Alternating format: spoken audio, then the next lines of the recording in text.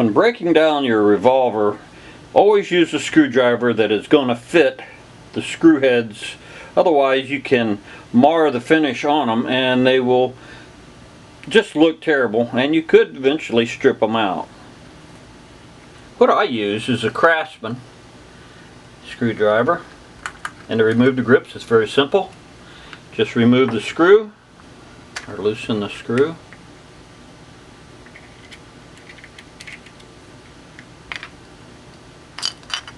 Move the grips. Of course, before messing with anything, always make sure that your weapon is unloaded. And we have. And we will do the next step. We will flip the revolver over to its other side, exposing the 3 side plate screws. And again, you want to take care and be very careful on removing these screws, and each screw is slightly different on the Smith & Wesson, which is the one we're working on currently. So keep them in proper order for reassembly a little bit later. Alright, real quick, we'll remove the first screw, which also allows you to remove the cylinder, and this is carefully done by removing it like such. And you can also remove the piece there. Set them aside. That gives you access back to the revolver and its plate, side plate.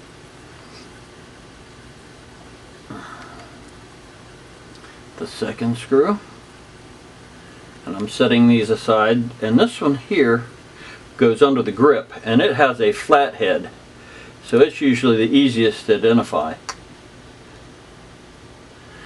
And then the technique I use to get the side plate off of, some people like to pry like so, but you can also take your screwdriver, and with the soft end of the screwdriver you can tap the frame,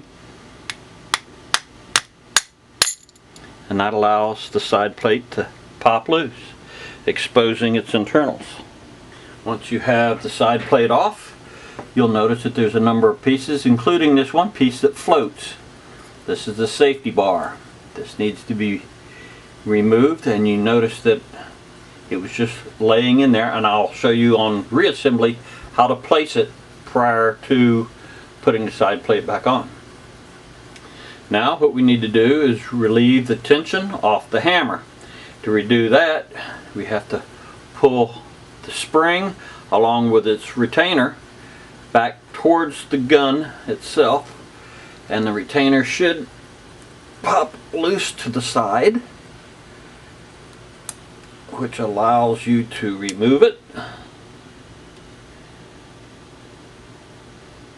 And then the piece from the hammer will also come off, like so.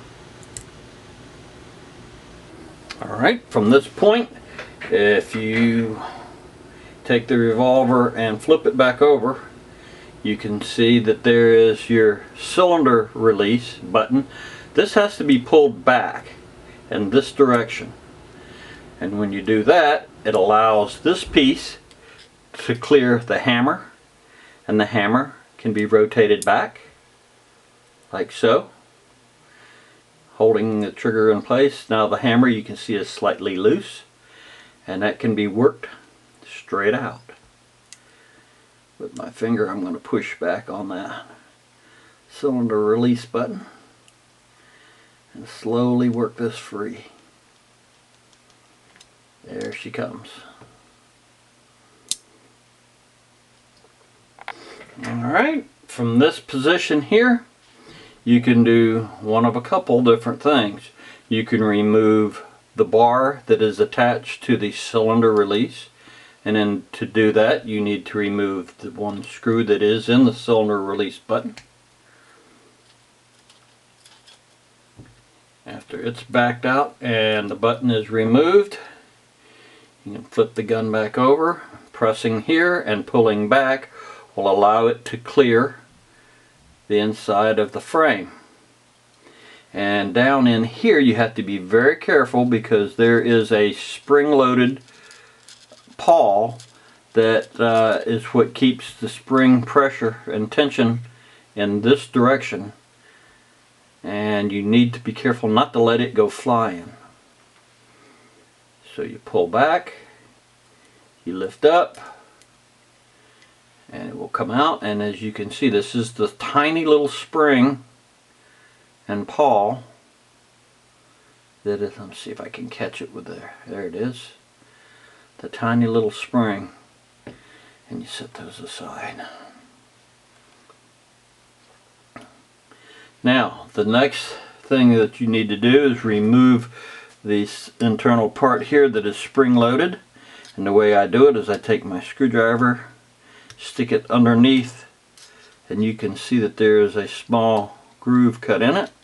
Keep your finger on it because this has a very strong spring, and then when it releases it will go flying if you're not careful. And there she has released. You can remove it. It also has that spring internally there. Now we are going to go ahead and try and remove the trigger, and in doing so there's a spring-loaded piece that rotates it's a bar that rotates the cylinder, and you have to pull it back out of its groove in the frame and then work your trigger up and away.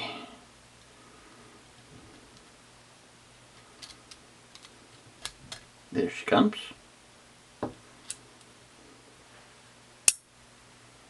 There we go.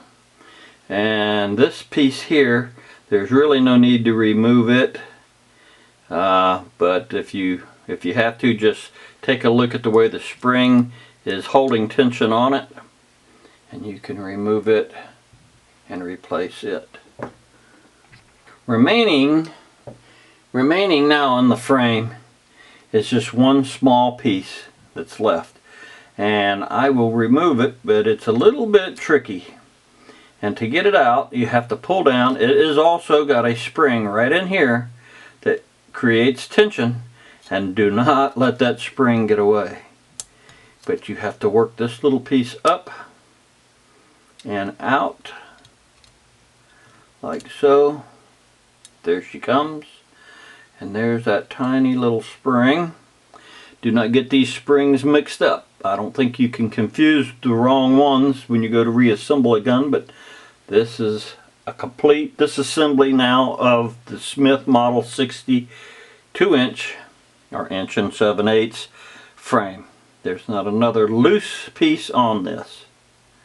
From this point of disassembly, you can get in there and clean any part of the internals. You can use your solvents, your oils.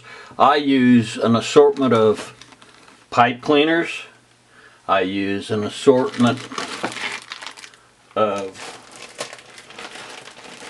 cotton swabs, and of course all of these will leave lint, so in the process of cleaning you want to make sure you get the lint back out, and you can do that with compressed air if you need to, or just carefully inspect it. I use an assortment of different oils and solvents. I like the Remington bore cleaner. I like the Remington rim oil. These are oils after you have done your cleaning. I use the Hops number 9 solvent. I find it to do relatively well, but there's many others on the market out there that you can use and pick from that will do a more than adequate job.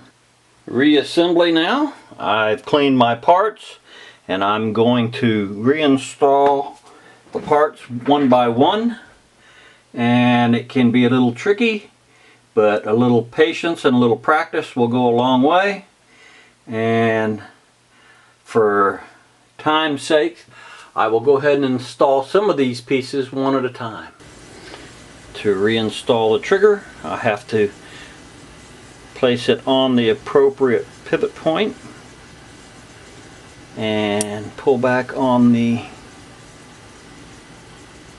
tang that rotates the cylinder, push it down into place, and then check it to see if it is free moving, and then make sure that this pawl, this shaft, is sticking up, because it will have to mate up with this piece, which has an indentation and a dent in it, and that has to fit onto the top of that shaft when the trigger is back in the full forward position.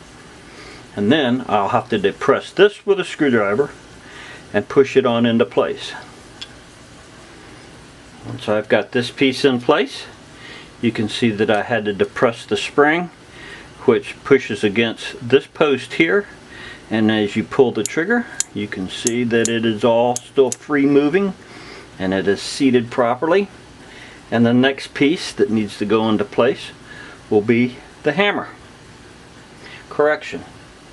The next piece that needs to go into place will be the bar that moves the cylinder forward.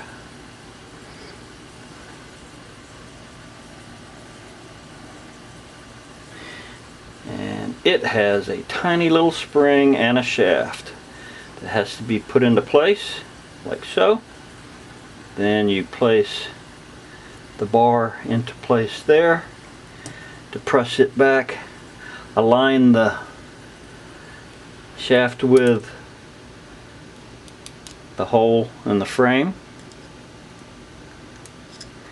and make sure that the action moves and that your spring isn't twisted and your shaft, the pin that's in the spring, is in place. I've reinstalled the button with the screw, tightened it down. I'm going to flip it back over. Now we need to reinstall the hammer. You have to pull back on the bar with your finger to get it into place, and then while that is, hold it back and rotate the trigger in until it pops into position. Then you can release the pressure off the bar and that will lock it up. Okay. Now we're going to reinstall our spring, main spring and shaft. As you can see, I'm all thumbs, but that needs to be placed on there. The spring needs to be retracted with your fingers, which is a challenge. There she goes, and into place. Now you can check for function by pulling back on a cylinder release button, which makes it clear the hammer, and you can see if everything is in place, and it appears that it is all functioning. Safety bar is got to be in exactly the right position in front of the hammer, in that gap in front of the hammer, and then it needs to be placed all the way up against the bottom of that oval slot. If you don't have that all the way in place, when you're putting your side plate back on, you're going to have a problem with it not fitting inside the groove in the gun here. There's a notch top of the frame that needs to be put into place. Then you can press down with your fingers, and if the safety bar is in place, you'll notice that the side cover will slide into place and be flush. At this point, replace the screws in the order that they came out. Don't tighten any of them yet, just get them snug and in place. Trying to be careful and not scratch the finish. Okay, there's one.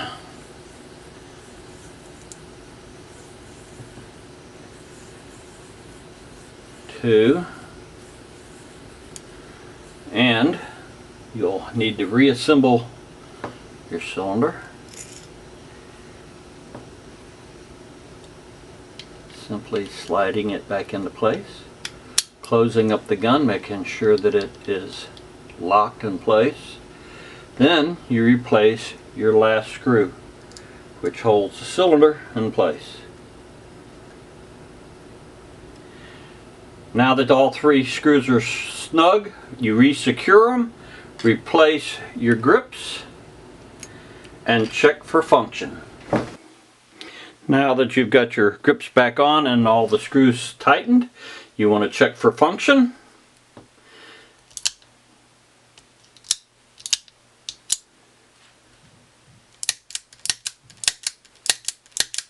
It appears to be functioning fine. And there's the breakdown and reassembly of your Smith & Wesson revolver.